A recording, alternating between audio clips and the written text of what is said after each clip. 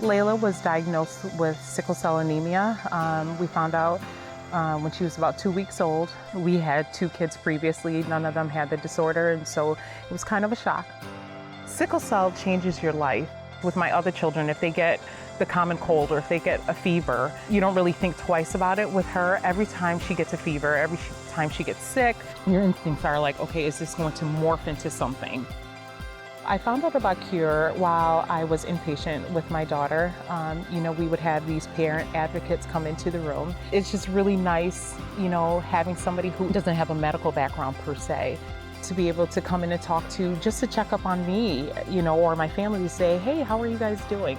I think I was amazed, as to how many times we ended up having to go to the hospital. I think our first year we may have gone maybe 20 times. It may seem insignificant, but having to pay for parking is a lot. One of the things that people may not realize is that every 24-hour period that you're there, you have to pay whatever the rate is. It adds up.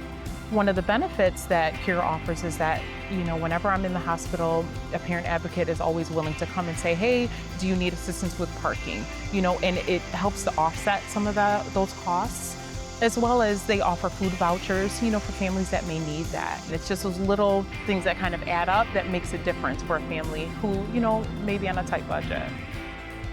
They offer programs and they do fun events and things like that, which is so nice, so that you can bring your family to these events, and it's away from the hospital. Your child goes there to have fun. You meet other people who may not necessarily have the same diagnoses, but are going through similar things, and then you're able to establish other relationships that helps to build community and makes you stronger to be able to deal with the things that you're going through.